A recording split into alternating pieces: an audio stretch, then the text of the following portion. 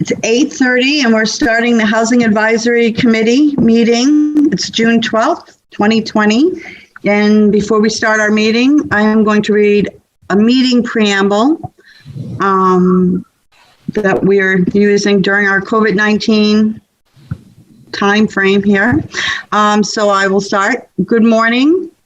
As chair of the Exeter Housing Advisory Committee, I am declaring that an emergency exists, and I am invoking the provisions of RSA 91A:2, 3B. Federal, state, and local officials have determined that gatherings of 10 or more people pose a substantial risk to our community in its continuing efforts to combat the spread of COVID-19.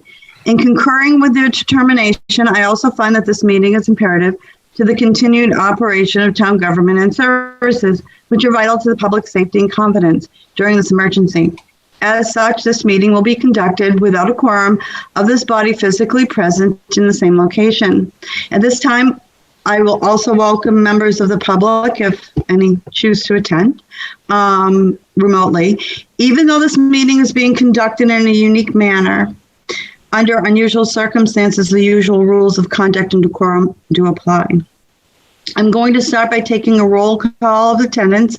I'll ask each of you to announce yourselves and state if you are alone in the room. And I'm going to start. I'm just going to go through it. I know we have some extra people here, but let's just all do the same thing. So Sarah Reitzman. Hi, I am here and I am alone in the room. And Lindsay Sonnet. Hi, Lindsay Sonnet. I am alone in the room. Robert, and I'm still with your last name. I'm going to let you say it. Sorry. No problem. Robert Crine with the Rockingham Planning Commission. I'm alone in my room. John Mueller. John Mueller, I am here and alone in the room. Pete Cameron.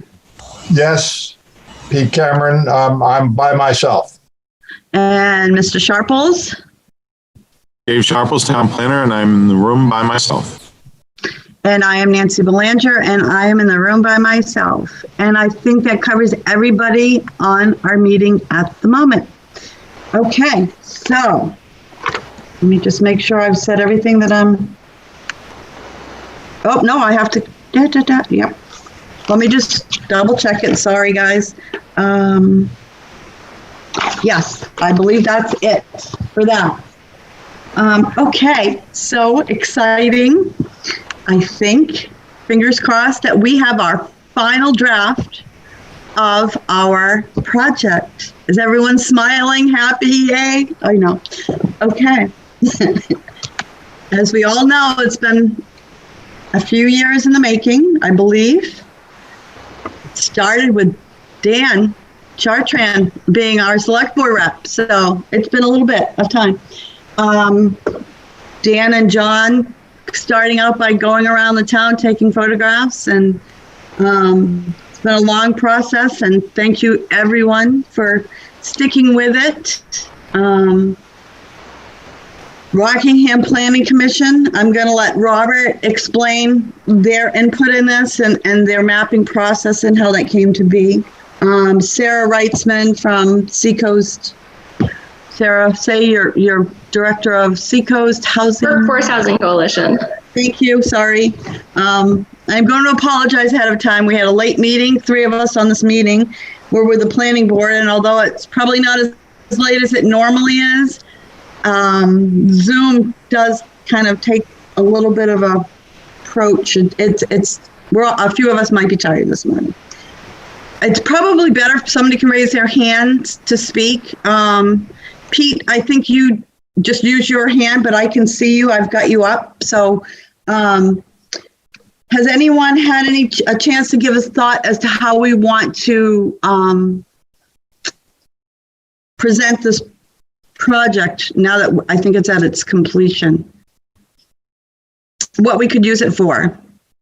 Dave, do you have any thoughts from the planning department perspective on anything in the near future that we could use this for? You're muted. There you go. Yeah, let me give that some thought. I mean, I Yes. think we'd obviously, put it up on our website, on the Housing Advisory Committee. But let me give it some internal thought of how to get it out there best to the public. Okay, great. Because it might be coming up in the pipeline, so to speak. I did want to also say, I'm sorry, our town manager, Rustine, did send me an email yesterday that he had a conflict with a meeting this morning, so he couldn't attend. Robert, would you mind taking a few minutes and just explaining the map? And I think you're allowed to do a split screen if you'd like to bring it up. Sure. To kind of go through it. That would be great. Thank you.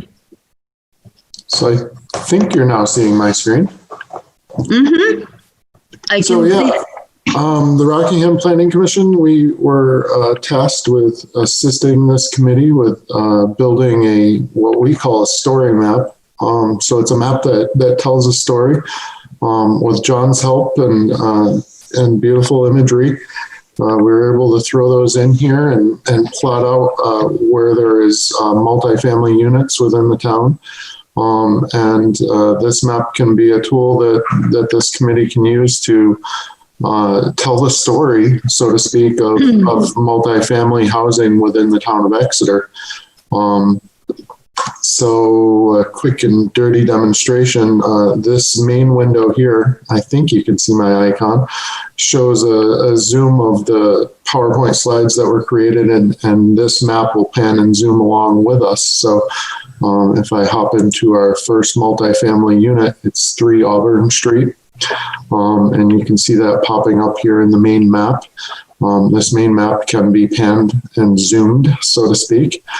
And I've tried to put these points actually from where it seems like the photo was taken. So, and I think they're fairly accurate. I have a little bit of spatial awareness. So, and then we have the PowerPoint slides here that tell the story of this unit. So a little bit of base information, what zone it's in, the density, lot size, and then if there actually is a story to go with it, that's here.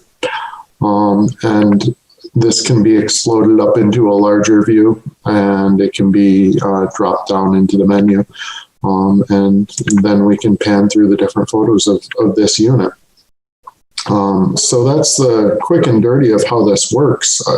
Nancy, were you planning on me going through each one, or is that? No, you don't. Not right now. No, I just, because you put so much work into this, I just wanted you here in case anybody had any questions. I think this is the final version, but I wanted everyone together.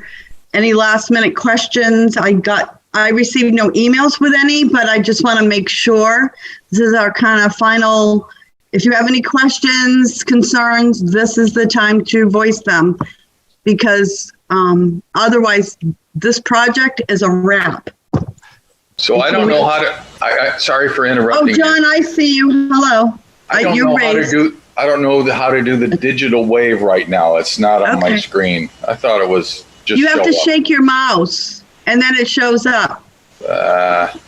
Really? But it's okay. If you see a participant button down on the bottom, you'll click that, John, and then it should show on the right side. There'll be like a raise hand button towards the bottom. Which button on the right? On the bottom, there's a participant button. Yep. First, you click that, and then a window pops up on the right, and then it should just say raise hand. Got it. Okay, super. So this is a question for Robert, and that is, we did a lot of work to present this information for you, and I don't really understand how much effort it was for you, Robert, to do it.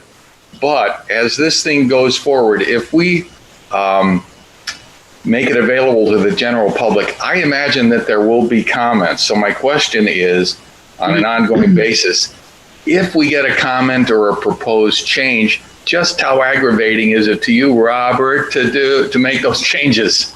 Oh, it's infuriating. I kid. No, the hard part is building the bones to it. After that, the updates aren't too bad. What I might suggest is, take it in waves. So As it releases, you're going to get a handful of comments or no comments. But let's do a first wave of comments and wait for 3 or 4 to come in, or wait a week or something to that effect, and then do all the comments together, going in and editing and then re-editing and then re-editing. As each comment comes in can get a little bit long, but if we do it in waves, the first week we'll do the first set of edits. It's certainly something we can accommodate. I imagine most of the changes will be applied to that first page, information or stories or corrections or perhaps an additional photo, but first page edits probably likely. Yeah, that would be my thought too. Okay, so and as a follow-up, John, that's a great point. As a follow-up, Robert, I understand Rockingham Planning Commission owns your story map. Can I ask that if you're getting suggestions and we're not seeing them, that you let us know, and then we can talk about it at a Housing Advisory Committee meeting? And the reason I'm asking is because we have our PowerPoint that Sarah Reitzman started, and I would like to keep both documents the same. Yeah, absolutely. I mean, so first off, I'm not making edits without this committee asking me to. Secondly, Sarah's the one who has built all of these beautiful slides here on the right-hand side. And I just grab pictures of her slides and throw them in there. So she's doing the legwork on that part. I'm not. So I'm not making edits without you asking, and I'm not making edits without Sarah making them first. So, and certainly any comments that we were to hear, which I don't suspect we would, I would pass along. Thank you so much. I appreciate that. Okay. Anyone else? Dave Sharples has his hand up. I think it's a great final product. That's really all I wanted to say, but I also want to acknowledge, I think Lovey Roundtree Olaf has joined us as well. Oh, has she? Okay. Yep, I'm here. Oh, hi, Lovey. Could we just take a moment and let you introduce yourself and let us know if anyone's in the room with you? No one is in the room with me, and Lovey Roundtree Olaf, Select Board Member. Thank you. Welcome to the meeting. Okay. Dave, are you all set? I can't tell if you're done with your... This is a good place to put it. I was going to do it later, but it kind of feeds into this project. I got the New Hampshire Housing Finance Authority, George Regan, got in touch with me, and they have contracted with Urban 3, and hopefully I won't butcher his name, Joe Minicozy or Causey, and they selected Exeter as one of the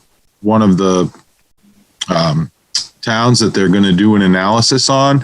And Joe does some pretty interesting work, and it feeds in. See how we have the value per acre on the storyboard. I've always thought that was an important part to look at, because you see the economic effect and impact of certain land uses, and particularly density. And Joe Minicozy comes to a town and he looks at all of that, the assessed value per acre. Oh, great.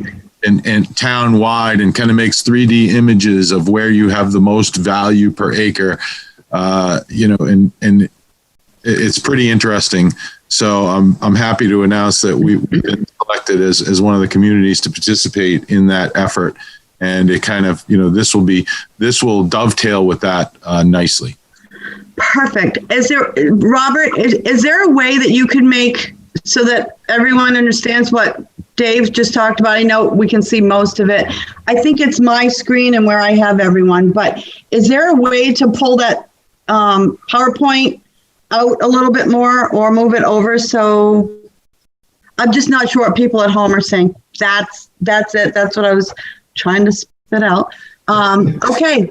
So David, when will that start? Do you have a start date on this, or? Well, yeah, it already started. There was an interactive map that I went on that I could, identify like important features of the town in the event they don't catch it. And, I labeled the commercial strip corridors, the downtown area, the Downeaster, Lincoln Street commercial area, and other important features of the town, PEA and other large establishments. So that work has already begun. I don't know the particular schedule and timeline of it, but George will get back to me once we get to that point. But it'll be, it's going to be this summer. Okay. Wow, that's great news. Thank you so much. And the Rockingham Planning Commission was asked to be engaged in that as well. Collaboration. These are the things that just, yeah. And the coalition too. All this interaction, everyone doing these different parts throughout different areas, the interconnection is so invaluable. So thank you, everyone. I'm so glad. Okay, David, do you have an update on, just to throw Nancy, just quickly before we leave the map, did we originally discuss rollout? Were we going to do like a community presentation? Well, we did originally say that. But right now with the COVID-19, I understand the governor had made an announcement yesterday. I did not hear that. I have to go back. And until the town manager and or the select board make a decision on how we're moving forward right now, we can throw some ideas out and think about it, but we can't plan anything definite right now, unfortunately. Right. And I'm not suggesting that we do. I just want to make sure we think through how we get it in front of as many people as possible. Yeah, I see you, Sarah. Well, yeah, but no, Lindsay, I definitely didn't mean that. Sorry. No, you're fine. Right. We do have to think about it. I think we've got a little bit more time to do that, but. And are we thinking that just the general public is really the target audience? Is that who we created this for? Maybe that and whatever Dave Sharple's our town planner. When we first were talking about this, he also felt that it could be a valuable tool for him. Though, of course, we really don't know what that means until something comes up that's happening like he just announced. So, right, it's a tool, and we're hoping it's an educational tool. That's what we start out with. What could we do to educate the public, Exeter, on what we have available, what that really looks like, the data that involves. Sarah, did you want to? I was just going to say, in regard to getting it out there, I have it on my radar to write a blog post about it for the Stay Work Play blog, because I write their housing column if no one's opposed to that. Awesome. Everybody okay? A draft. I am. Anybody have a concern? Nope. Yay. Okay. Thank you, Sarah. That would be great. Okay. Is there anything else? Lovey, I know you've just been appointed. This is your second meeting. Do you want to add anything into this part of the conversation of this project? So far, everything sounds great. I like this is a really great presentation for easy access for a lot of people. So, you guys have been clearly putting in a lot of work, which I personally appreciate. So thank you. I'm here just as a rah. You guys are doing great. No, I know, but as our select board rep, I wanted to make sure you had an opportunity if you had any questions. And much appreciated. Thank you, though. Okay. John has his hand up, Nancy. Oh, I lost that. How did I lose that? I can cover for you like you covered. Oh, thank you. Thanks, David. So this poses the question to me of how to explain this program, and in particular, Dave Sharple's comments about the impact of assessed value per acre and density in sort of creating the value, understanding the impact of this housing. I'm wondering if we should have a narrative page, how to look at the data, what's interesting about it, and page 1, an introduction, why we did it, what it's about, something like that. Can I, so I know we kind of talked about this at the beginning, but then we were focused on the map and the PowerPoint, the storyboard and the PowerPoint. One of the ideas I remember, this was a year and a half, 2 years ago, that we were talking about this, was that when, say we were at the town hall and we were presenting this, to present it would be something like that before we started putting all this data and things up on the screen, because, we don't want to throw a lot of information to people all at once. We want there to be a flow to it. So yes, John, that is definitely something we want to do. And so the question is, how do we do it? Anybody? I'm looking at the image of Dave Sharples on my Robert, I see Robert just raised his hand. Actually, I would need to look into it to be sure of this. Oftentimes these templates give me an ability to put what they call a splash screen on them. So in other words, when you go to this web address and hit enter, it fires up and it builds one of those pop-ups that oftentimes are beautiful ads. But instead of an ad, we could have something that one of you wonderful people will write up, because I'm not going to do it, that says something about what it is, what it means, and why it's important. And I think I could probably get that to work. If not, that first slide that we looked at, I'm trying to pull it up quickly and share my screen. This first slide, where right now is my office logo, certainly we could put a PowerPoint slide there that had that explanation for people. So one way or another, we can figure out something that does that right at the beginning of this. Wonderful. Sarah, I saw your thumbs up. Does that mean you think it's a great idea, or is that something you want to try to write up, do a first draft on? That's funny, because when I put my thumbs up, I thought, oh, what an awesome idea. And I was like, I wonder if I'm volunteering with my thumb right now. You aren't? I'm just asking. I would be happy to, since I'm going to write a blog post about it anyways, and then other folks can fill in what I'm missing or change things based on, whatever we think needs to be on that splash screen. Thank you. I didn't mean to volunteer you. No, I love it. Voluntelling. It's smart. Thank you. Okay. Any other thoughts? John, you still have your hand up. Or did you just not put it down yet? You can hit lower hand. Once you hit raise hand, it changes to lower hand, and then you just click on that and it lowers it. Oh, I took the mute off, though. I'm going to go back to Robert. When we started this and I first met him, he said, I've done this sort of stuff and it has this explosive accumulative impact. So, Robert, I would anticipate your thoughts and comments on things we should say or shouldn't say, or like an editor-in-chief given your role. So I'm looking at Sarah and Robert as the guides, because they have the largest sort of experience with this, I think.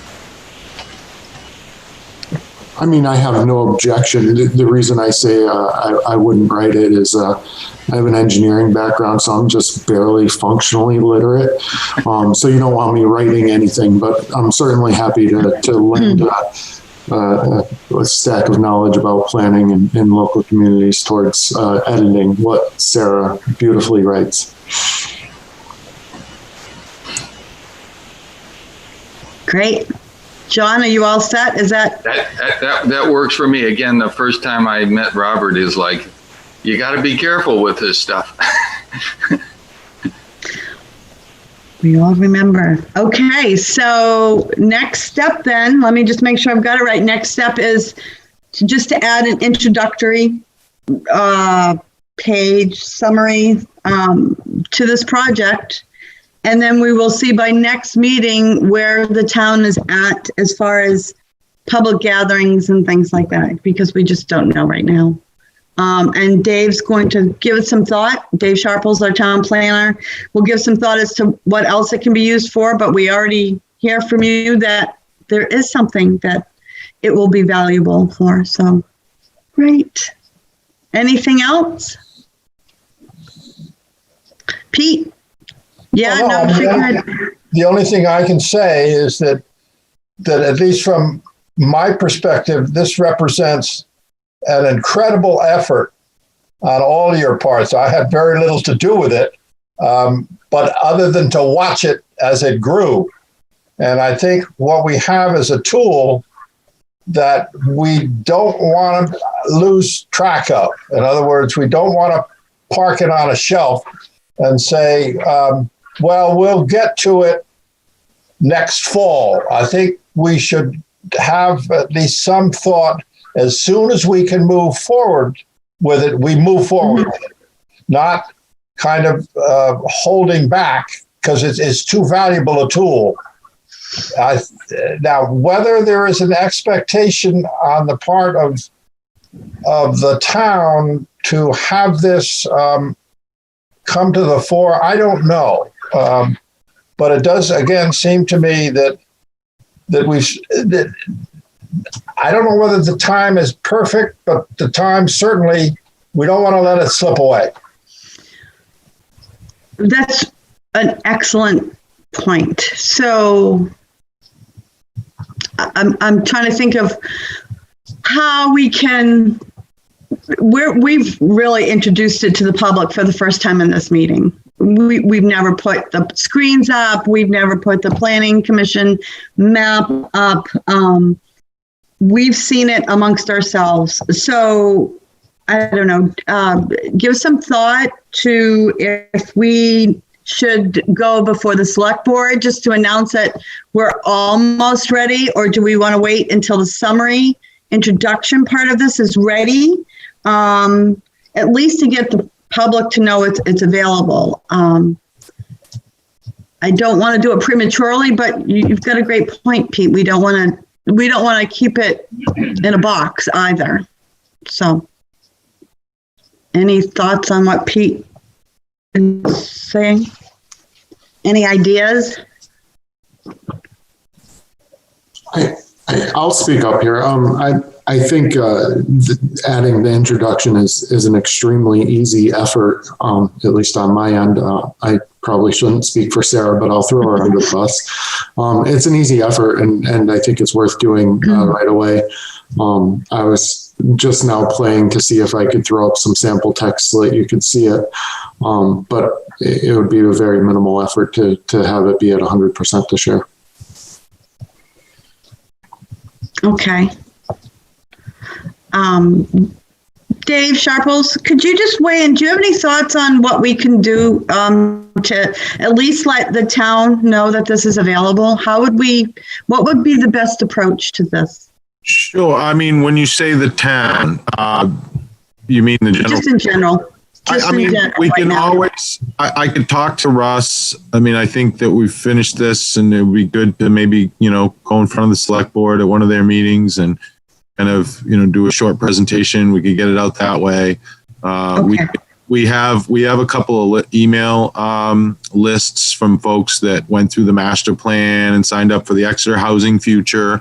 Several hundred people, several hundred emails. We could do a blast that way. I think I would want to have that little introduction for that, so we can send that along, kind of give an explanation.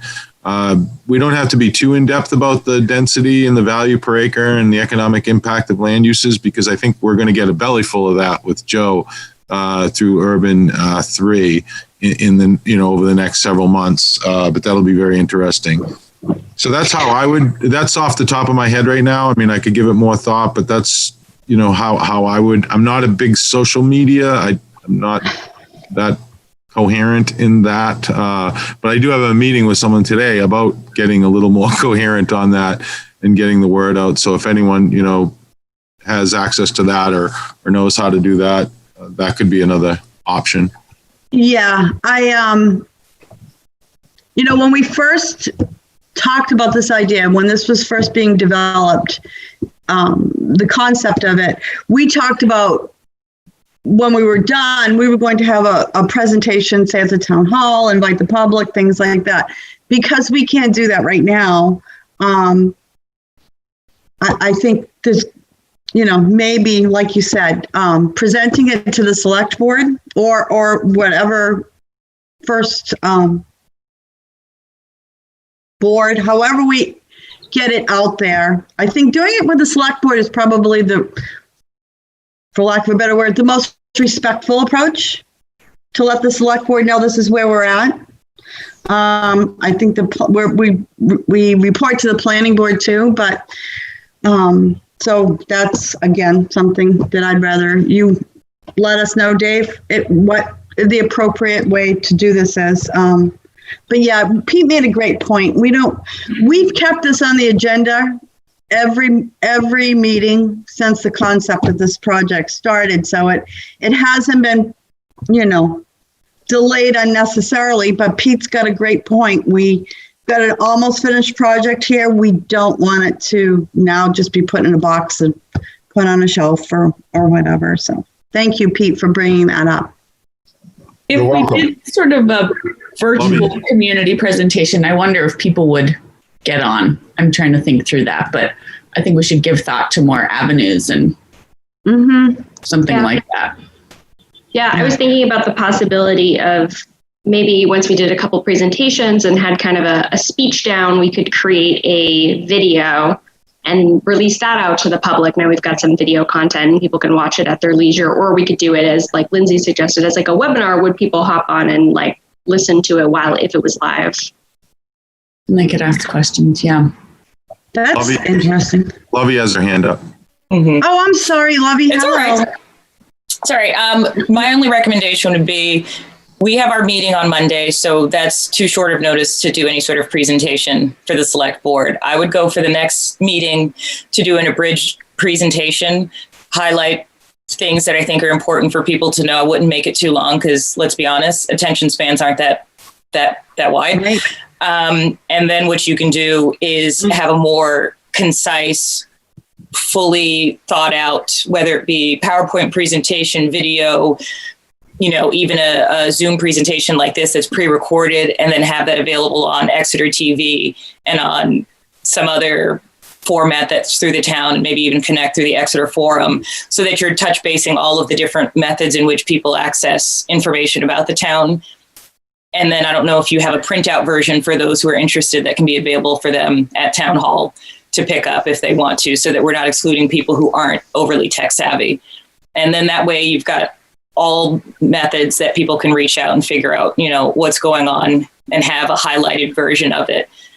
Because, from my experience, there's a fine line, there's a fine window in which people will sit through what may be as interesting for us and all of the details for us, but for them, they're like, give me the bottom line. Like, what does this mean? Yeah. How does this affect me? What do I actually need to know? And then that's it. So that would be my recommendation if we want to move forward with sharing with the town overall. So taking what Lovey just said, that would mean that we would have to have something ready to go. If the select board could put us on their agenda, that would be the June 29th, if that's the next scheduled select board meeting after the 15th. And yes, we do have a printout version of the story of the PowerPoint presentation that Sarah put together and John worked on and things. So, and even if on June 29th, just pitch it as an almost finished project. That way it gives wiggle room for last minute changes, tweaks where people can't say, well, that's not what you presented 2 weeks prior. It's a rolling, but almost to the end. And right. I think then it just, everyone can feel as if like they know what's going on rather than like, where did this come from? Okay. Robert, you're still on with us. I have a question. So we can put the PowerPoint presentation link, say under planning, because Housing Advisory Committee, wherever our page is, can we put a link to the Rockingham County storyboard there? Yeah, absolutely. So I can give you a link to this. And I've popped it back up on my screen in the time that you've been talking. I've added this new splash screen. So this is just how simple it is once we have the text. Oh, great. But yeah. Absolutely. Does Sarah need to know a limit to how many words or anything like that? I mean, we can fit anything, but there's going to be an amount of scaling that happens. Obviously, if you get a little too wordy, it's going to not fit. But I think you're going to get quite a bit in here. Great. May I ask a question? Absolutely. Well, I guess before targeting the June 29th, I just had a question. I mean, like Sarah's going to write some stuff up. Is that going to meet her schedule? And would it be advantageous to, once you refine that presentation, would it be advantageous for the committee to meet, and kind of go over it? Next meeting, I think, is July 10th. And that would work well with the July 13th select board meeting, which is 3 or 4 days later. So I'm just throwing that out there as an option, because it seems like we will not meet again before, going before the select board. I think that's a great point. That's why we wanted to throw out the actual date of the next meeting, so everybody understood what kind of time frame we were talking about. David, thank you. So Sarah, do you think that's doable? I can always approach, I'll check with the chair of the select board to find out if they could at least keep us in their radar to put us on that agenda, the July 13th, and when they would need to know by if we were ready. Right. Yeah, I'm comfortable either way. It's whether or not the committee wants an opportunity to sort of discuss it. You can obviously see it and we can do an email chain, but... Yeah, we have to be careful about the email chain because of the 91A. So I would rather have a meeting. The thing is, the packet's put together the Friday before a select board meeting, which means our meeting would be on that same day. So we'd have to feel pretty confident that we would be all set to go. So that's going to be fluid until we get closer. I think that's going to be a little fluid. That's why I'd asked Nico Papakonstantis, I'm so proud I can actually say his name now, about the logistics of this too. So is that okay with everyone? Yes. Quick question. Would it be possible for Sarah to send us the write-up prior, we not have a discussion about it and be ready to jump right into any thoughts, questions, concerns during that meeting? And then we'll just get ourselves, so then we'll just get ourselves onto the agenda for that July meeting for the select board. Yes, that's why I send out sometimes maybe too many emails, but I like to keep people up to date. Sarah would send it to me and then I would send it to everyone and they could just respond to me only, and then I could do a summary maybe or whatever and do a follow-up email or wait till the meeting, depending on where we're at and what concerns people might have. Because I want Dave Sharples to also be involved in, Sarah's going to draft it and she's going to do it for her blog. That's great. And then we might need to adapt a little bit for the presentation itself. I also think it'd be beneficial. Another reason maybe to hold off until the July 13th select board meeting is I see this as an opportunity. We haven't checked in as a committee with the select board in a while. And, I hear Lovey's point about being, succinct and getting it across, but I don't think this is the only thing we could update them on. So this would be part of it. But I have several other things that, what we've been doing and kind of, state of the Housing Advisory Committee, a brief presentation to include as well. Which is going to lead us into the next part of our meeting, but Pete has his hand up, so I'm going to wait before we transition to the next part. My only thought is that we kind of have a trial run before the committee. In other words, Sarah does her thing, and then we have something that we present to ourselves to be sure that what we have put together it's communicable. Is that a word? Because it's going to be, once we start communicating on this, my feeling is that there's going to be a lot of folks who are going to grab onto it. I think that because we've kind of shut everything down in town, there's an appetite out there for something like this. And that's why I think, and I'm not sure what this does to the timing, but for us to and this is a trial run, to see whether among ourselves we think we've got everything. I think we do, but again, that's just another thought, but that puts some delay or potential delay. So I just throw it out, but then I'll withdraw it. Okay, so I see where you're going with that, and I think that's a great point. I also think that we'll have a meeting the Friday before, so we can do a little bit of a dry run, and we're not going to do a complete anticipated, what we anticipate as a complete presentation will not happen in front of the select board that following Monday. It's going to be a brief overview, an update, if you will, to say, this is the project we've been working on, this is where we're at. But I don't think we're going to get into an hour or a half hour, or probably, Dave, you'll weigh in on this, maybe 10 minutes. We don't want to monopolize the whole select board meeting on a presentation. And I'm anticipating when we get this out there, our first real presentation is probably going to be a good hour and a half, depending on how much we get into it. So great point, Pete. So John has his hand up. Yeah. Hi, John. And also, I'm going to reference Lovey's comments. She seems like she's the social media guru in this group. It seems once it goes out, we should anticipate a feedback mechanism. Say, hey, we've made this presentation. Give us your feedback. But then that adds 5 different social media avenues that we kind of have to pay attention to. Right. So, I haven't given a lot of thought. Feedback.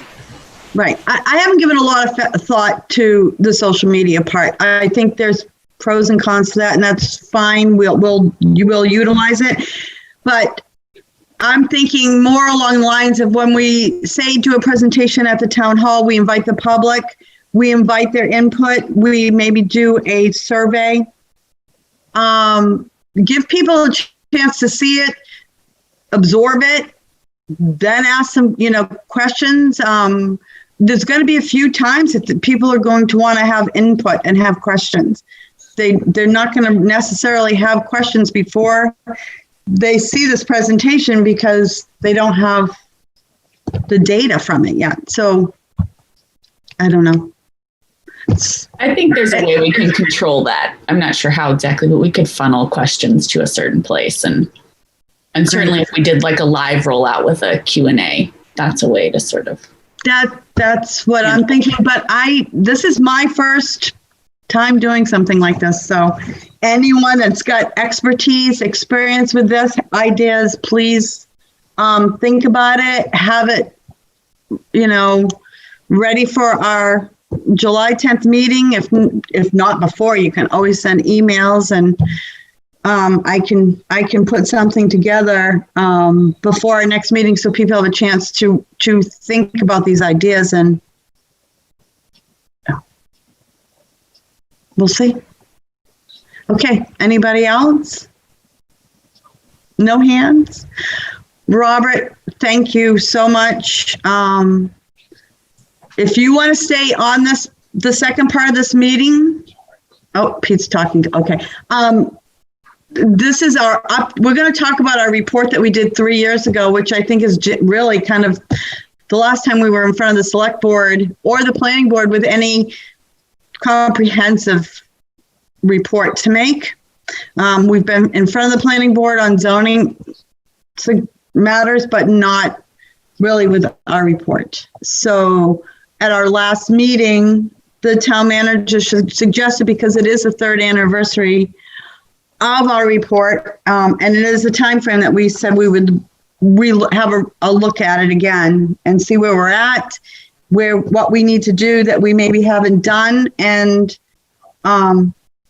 if we need to add anything into it, take anything out, update it, things like that. So Robert, if you want to stay in on this, great.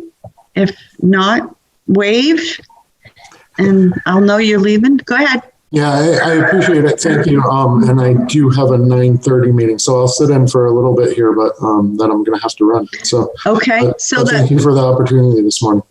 And thank you so much. And so I won't pause when I see you leave. I thank you so much for all of your help.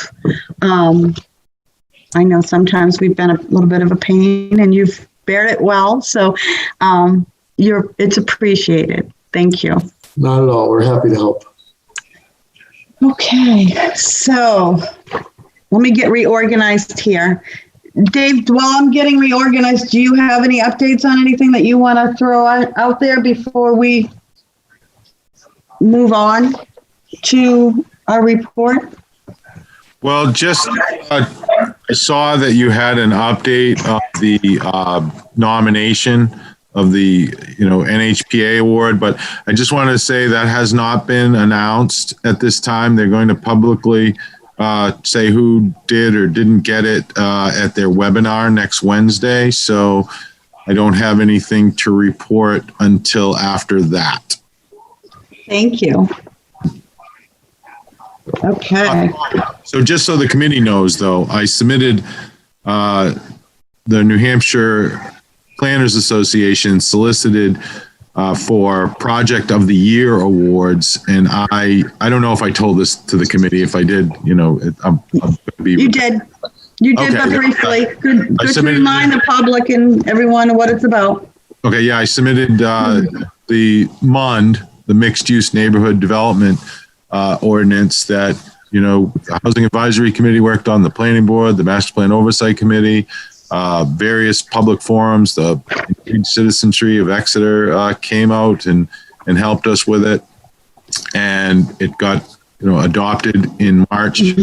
Now a zoning amendment that allows developers, landowners to choose either conventional zoning or go under this mixed use neighborhood development amendment, where there are certain incentives, but one of the requirements is that they have to provide a minimum of 10% of their apartments to be affordable. So I thought that was a great project. We submitted for the NHPA Project of the Year award, and we'll find out next Wednesday, I believe, is when they're announcing it, the winners. So I'll keep you updated.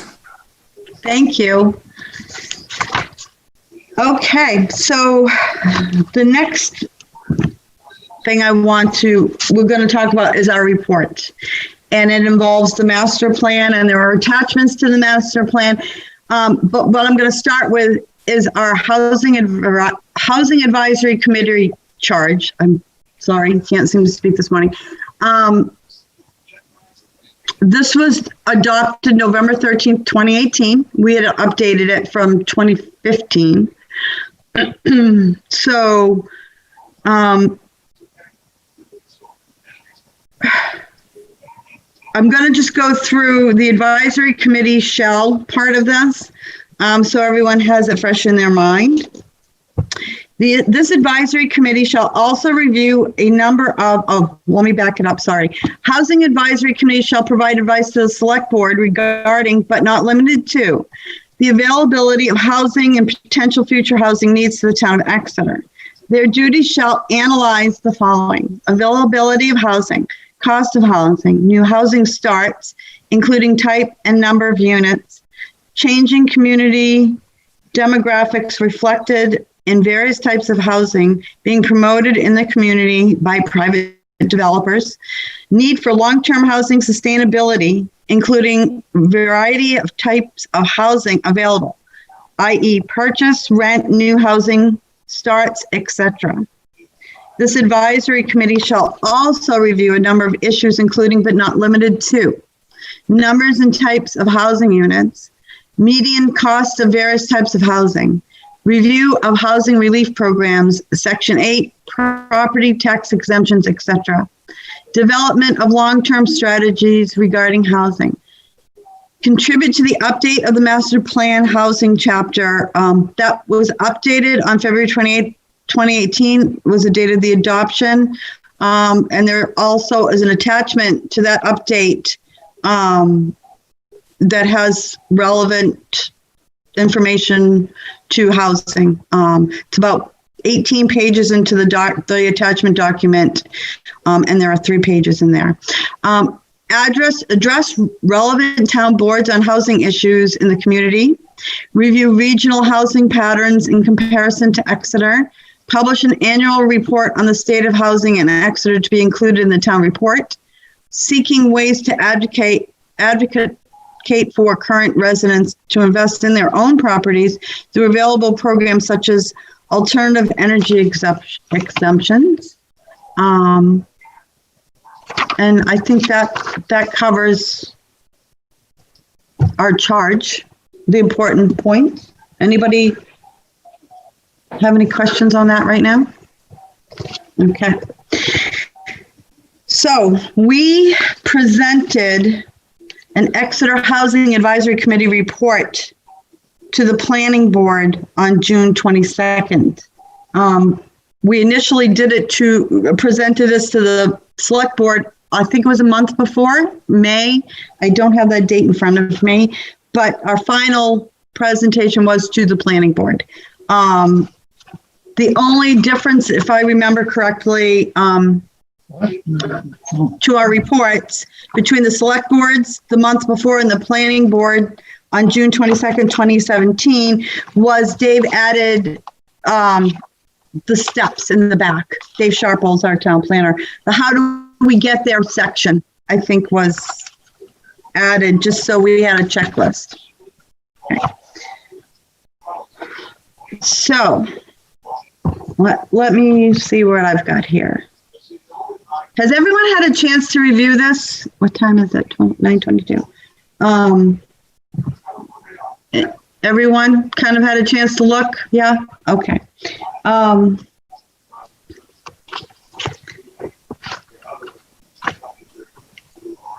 So I'm going to start with our findings 3 years ago. The key findings: availability of housing. Exeter continues to have a very diverse housing supply compared to neighbors. Exeter provides more rental housing opportunities than its neighbors. Since 2000, 3 times as many multifamily units have been constructed than single family, and more than half have been age restricted. Extremely low rental vacancies have driven large rental price increases recently. Accessory dwellings and conversions have an increased important source of affordable housing opportunity and may help support age-in-place needs. Cost and affordability. Exeter continues to provide more than its fair share of the region's affordable housing. Excuse me. Regionally and locally, there continues to exist a significant unmet need for affordable housing. 45% of rental households and 31% of owner households pay more than 30% of income on housing. 55% of rental households and 35% of owner households in Exeter low income, and that's higher than, I think that's higher, 80% of the median income. Many rental units in Exeter are higher, and rental prices are rising much faster than inflation. The elderly exemption helps approximately 300 households in Exeter. And before I go to the next page, I just want to remind everyone, this was 2017. This was 3 years ago, so we need to update this information. Next is existing housing versus need. Exeter's low growth in multifamily housing since 2000 has had only a small effect in expanding affordable housing. Most new units are either high-end or age-restricted or both. The town inclusionary housing incentive for affordable housing has been one limited use. Example, Watson Woods, Squamscott Block Meeting Place.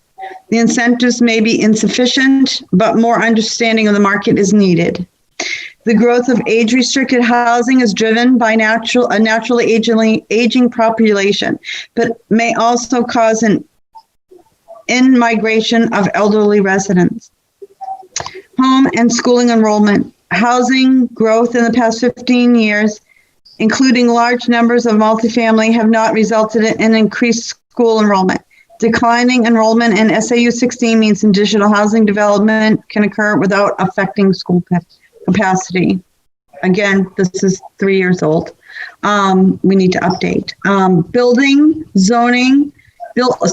out zoning and housing development. Certain residential zones, particularly multifamily, have very limited remaining potential for growth. Further, single-family development is constrained by availability of land and will be largely limited to minor infill development under existing zoning. Multifamily use is permitted by right or special exemption in all residential zones and creates disproportionate opportunity versus single-family. One more. Status of housing programs. The Exeter Housing Authority has 107 units of public housing for elderly, disabled, and special needs households. It has 169 HUD Section 8 vouchers providing rent subsidies to income eligible tenants. There are approximately 339 individuals and families on the waiting list for vouchers, resulting in waiting time for 12 to 24 months. And the town provides property tax exemptions ranging from 60% to 100% to 300 households, costing approximately $800,000 a year. An aging population will likely increase demands for those exemptions. Again, final reminder, this is 3-year-old data. So we definitely want to see where we're at 3 years later on that. And the next part are the recommendations, which we have 10 of. So I'm not going to go through those right now because I need to give my voice a break. Sorry, allergies are acting up. Does anybody have anything that they want to input here? Suggestions on what we want to focus on to update our report? Just, I don't know, question, but. You went out, Dave, sorry. What did you just say? You went out for a moment. Okay, can you hear me okay now? Yeah. Okay.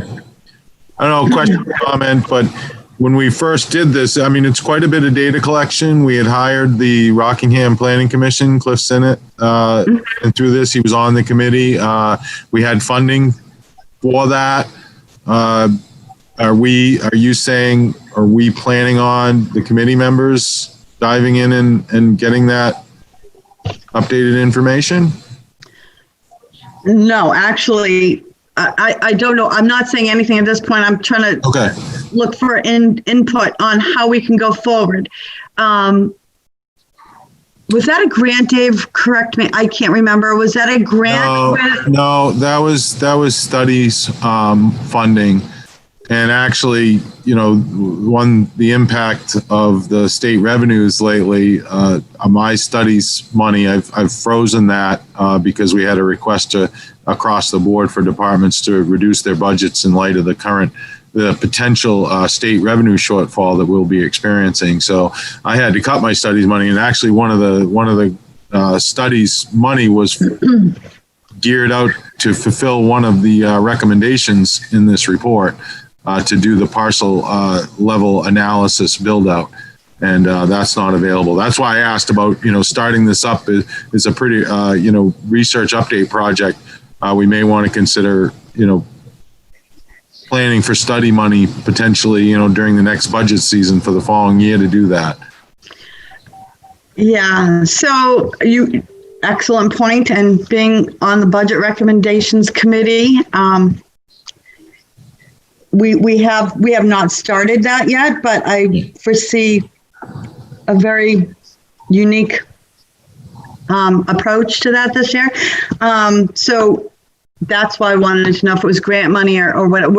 I'm not looking for any funds from the town for right now. I really don't think that's a good approach to have. It's not a responsible approach, I guess, as our committee. So what I think we need to do is, we've just spent a lot of time and we're not quite through with our project, our multifamily project. So I'm going to read through our recommendations so that we're all aware of them. There are 10, and then give us all some time to think of how or what our approach would be moving forward. And then hopefully our town manager will also be available for our next meeting so he can weigh in on this, because we need to know what our options are for gathering this data. Is it going to be a one-stop shopping? Do we have to, go to different, like SAU 16 ourselves to get that data, things like that? Do you see where I'm going with this, Dave? Yeah, if your goal is to just update all the data on the report, that is clear to me. There's a couple of options. You can look at your recommendations, because we certainly haven't addressed them all at this point, and pick another recommendation that we haven't worked as much on and focus on that.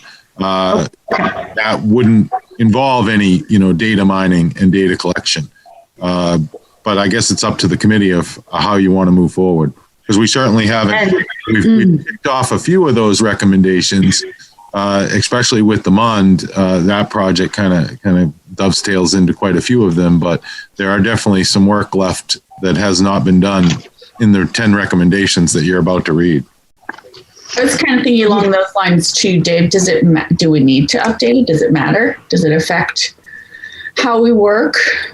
I think if we pick one of the recommendations and say, this is what we're going to focus on, then we can always backfill data on that topic. And I can be willing to, and have time to do that. And others on the committee, we can, parse together that. But looking at the document report as a whole and just say, we're going to update all of this, it would be quite a task, I think. And yeah, I think it took us about 1.5 years just to get this report together and the data. So this was really just to put it back on the table, because it has been 3 years. So what we want to do as a committee, what our next step is, the project, the multifamily housing project, among a few other things, has taken a lot of our time. So the idea is, because this is its third birthday, so to speak, it's time to look at this and see what our next steps are going to be so that nothing's falling through the cracks. So I'm going to read the recommendations and then we can go from there. 1, the Housing Advisory Committee report should be transmitted to the Master Plan Committee for consideration. 2, the committee should continue to meet and report on the state of housing in the town. 3, the town should perform a realistic assessment of housing growth to the near term, next 5 years, and long term, 10 to 20 years, based on expected population growth and current zoning conditions. 4, the master plan should further examine the cost of current housing and examine opportunities the town may have to help moderate housing costs. 5, zoning ordinances should be reviewed to ensure that adequate and desirable forms of residential growth is encouraged while maintaining a balance of housing types within the town's housing stock. Specifically, A, review the appropriateness of allowing multifamily housing development by special exemption in all parts of the R1 district. B, evaluate open space conservation ordinance triggering limits to determine if they are preventing the realistic application of ordinances given remaining development opportunities of this type. C, review the density and other incentives established by the Affordable Housing Ordinance to determine if they are sufficient to encourage this form of development. D, evaluate residential zoning lot size requirements in single-family residential zones and their impact on the construction of smaller and more affordable single-family homes. Number 6, the impact of the town's property tax exemption programs, including the elderly, alternative energy and downtown rehabilitation, RSA 79E exemptions should be quantified and monitored annually. 7, the planning board should consider opportunities and incentives to encourage residential infill development. The board should also monitor changes in the accessory dwelling unit building activity with the change in the ADU ordinance and consider taking steps to raise awareness about this housing option to homeowners as needed. 8, as part of the master plan update, the town should examine the balance of single and multifamily housing. 9, use the master plan as a basis. The town should develop a comprehensive housing strategy. And 10, the town should work with the Rockingham Planning Commission and Workforce Housing Coalition of the Greater Seacoast as a means to cooperatively engage with surrounding communities about the equitable sharing of affordable housing responsibilities in the region. That is the conclusion of our recommendations. Discussion on that. There's only one final part, and it was what Dave added as to how we get there. So I will set that aside for right now. Does anybody have any thoughts about the section I just read?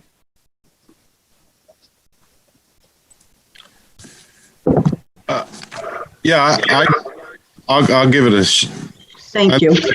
I just looked at it and said, okay, this was kind of when I said other things that the select board, I would report on those and what recommendations we've met, and those are what we're working on. And I think we've kind of just finished a couple of big projects. And remember, it's been 3 years, but it's only been like a week and a week and a day.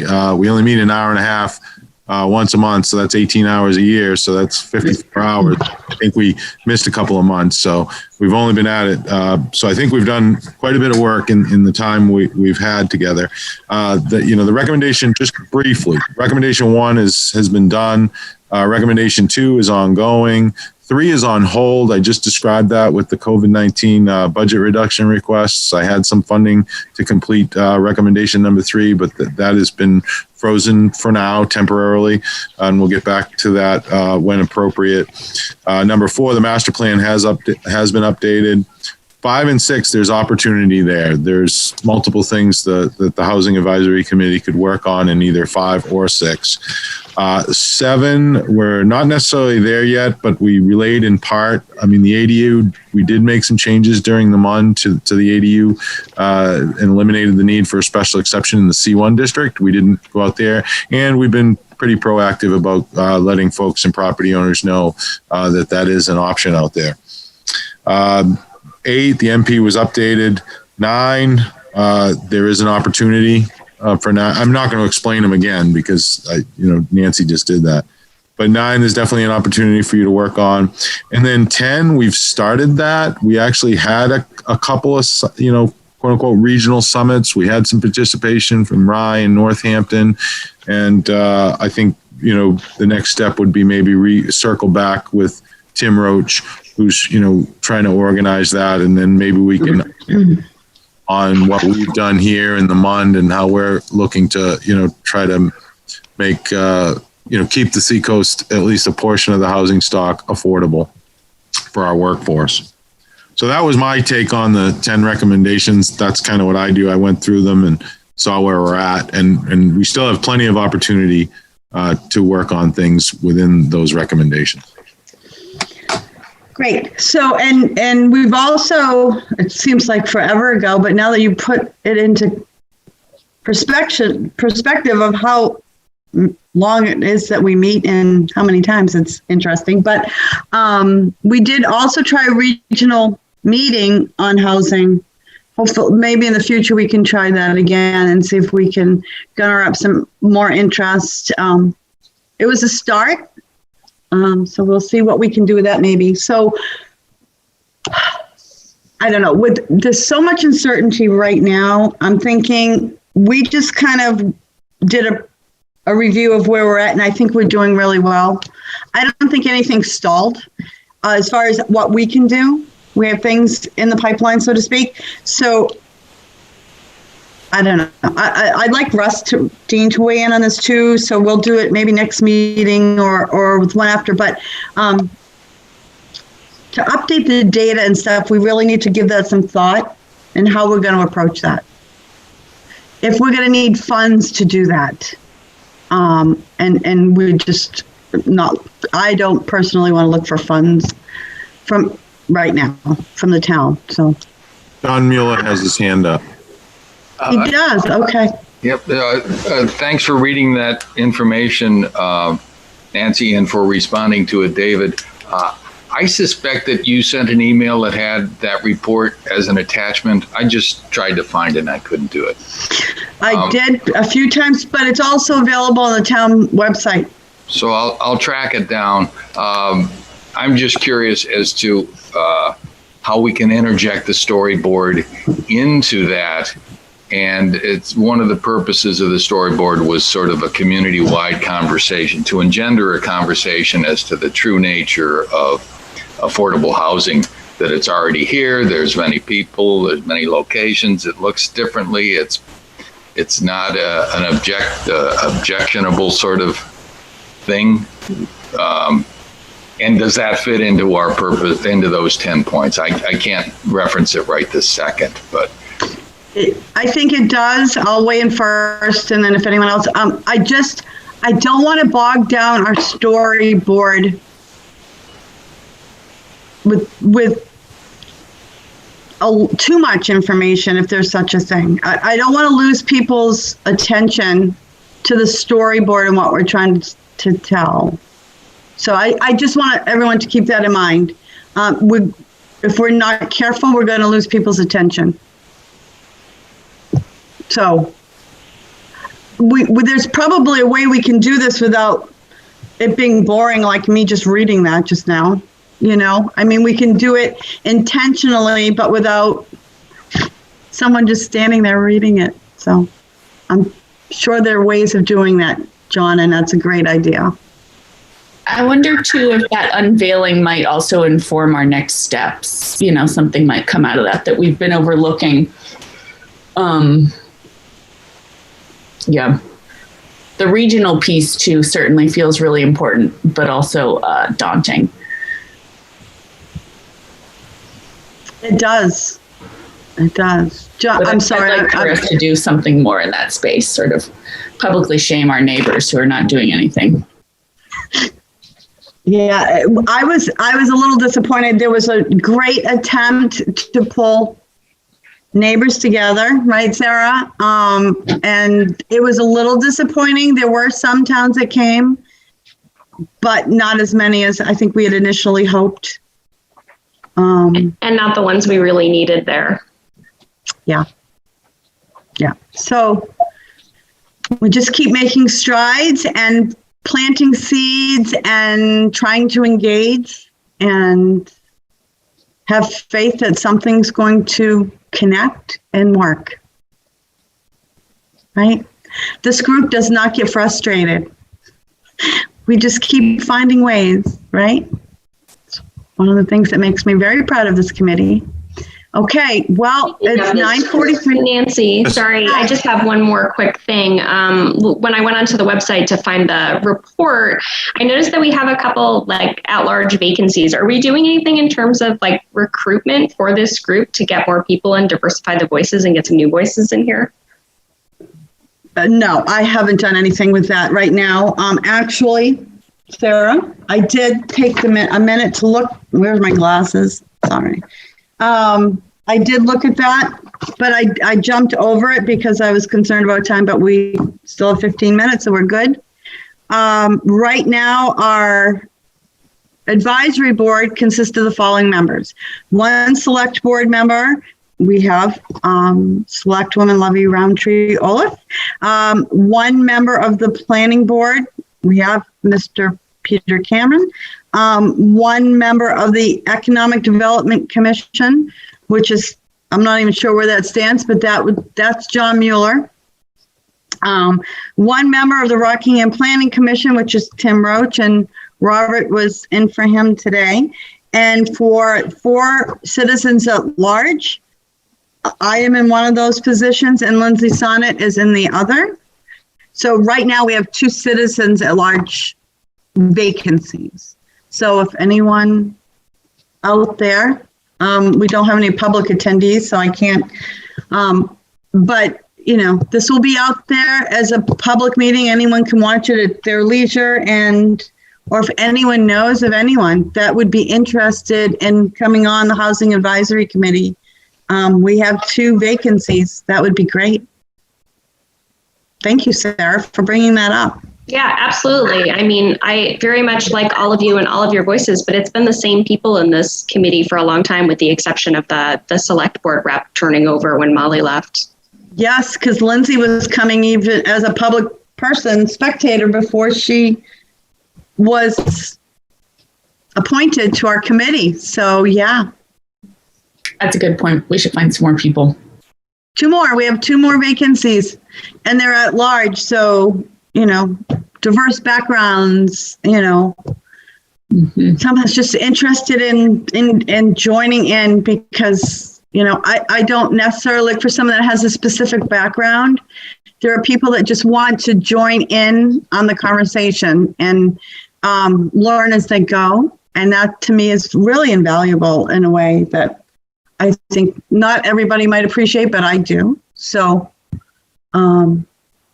kind of falls into what you said earlier, Lindsay, there are things that we might miss, and fresh eyes really help bring that out. So, yeah, good point. Nancy, just yes, sir. One thing I just emailed, you don't have to look for it. I just emailed the report and the appendices to everyone.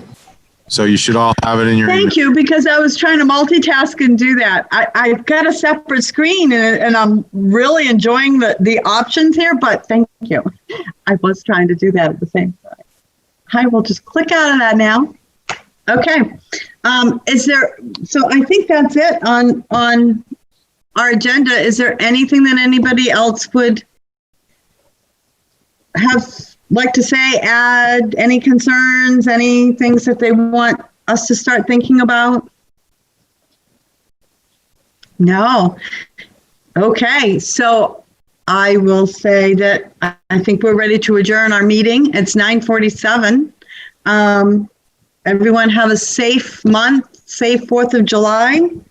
Thank you for being here and all your input and work, and